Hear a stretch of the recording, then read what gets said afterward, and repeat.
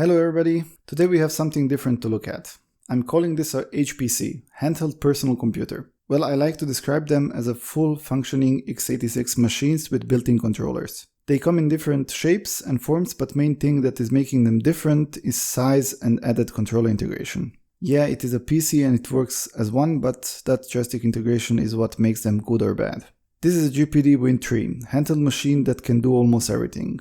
My machine came with Intel i7-1195G7 processor, 16GB DDR4 RAM, and 1TB NVMe drive. Let's start with build quality. Win3 feels sturdy and well built, with some minor issues that I have either experienced or saw that others are facing. Body itself is well built, and in those few months I did not have any issues. I even dropped it once from waist high. All the buttons are good, and only thing that I notice is that the quality of body plastic used is not that great, and it's more on the brittle side. When it comes to display, there is not that much to be said, to be honest. It is a portrait-oriented 5.5-inch 720p screen with decent colors and brightness. Slider mechanism is good and there is no wobble. I have not opened mine that often, so your mileage may vary.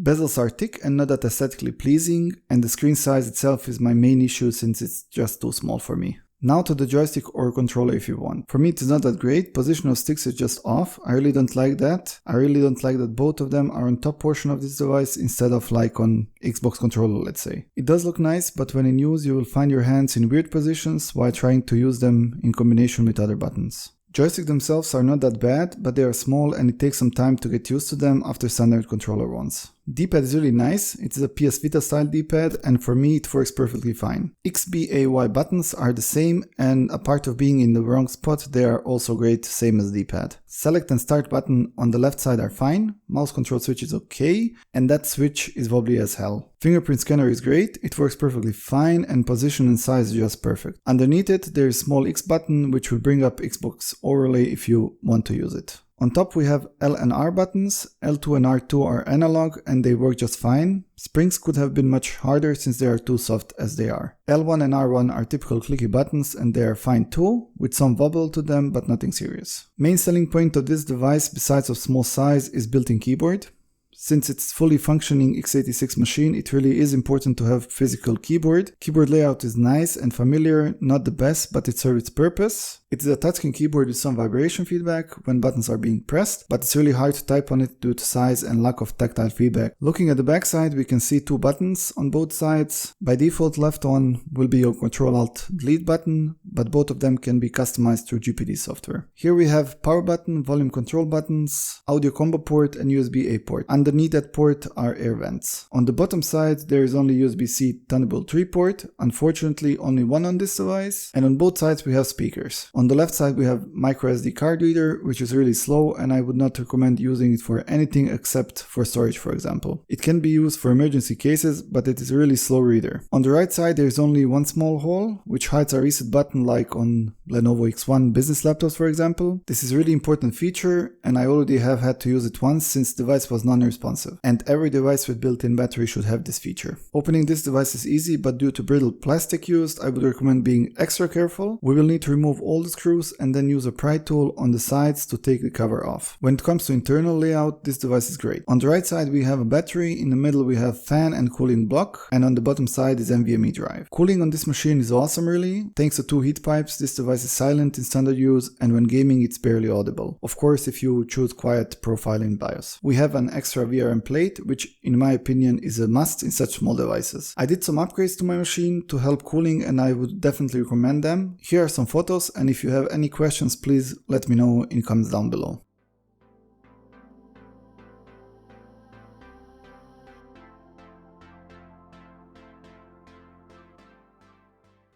When it comes to gaming on this device, it's just okay. Not bad because of the device, but rather because of the Intel and their poor iGPUs. The device is of course capable of emulating and playing retro games without any issues, but when it comes to AAA gaming it struggles. 720p screen helps a bit, but Intel Xe is just not that great. I have tested few games so you can have better idea how they run.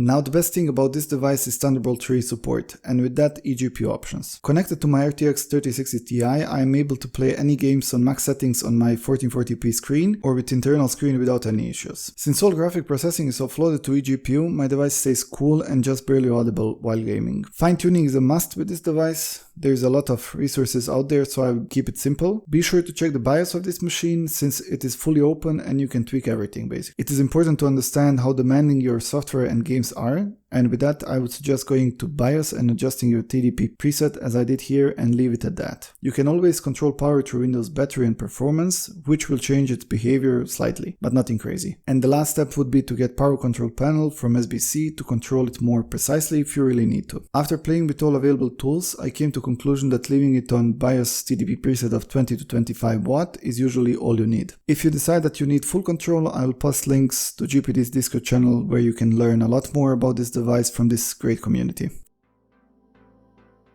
For me, portability and small size is definitely one. Decent processor when connected to eGPU, standard size NVMe drive for easier replacement and not like Steam Deck. Cooling is way better than many 13 and 14 inch laptops and many other handhelds, which is awesome.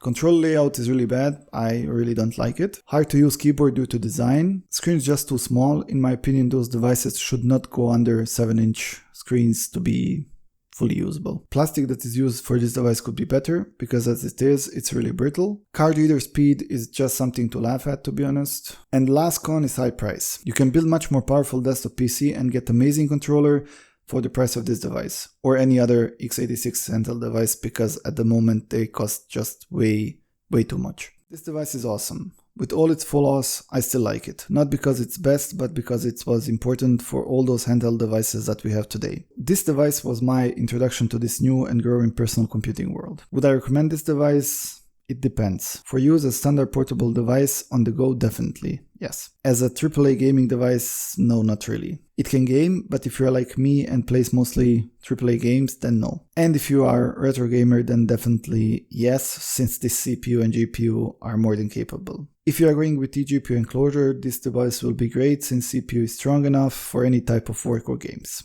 Thank you for watching, and as always, consider subscribing. Cheers!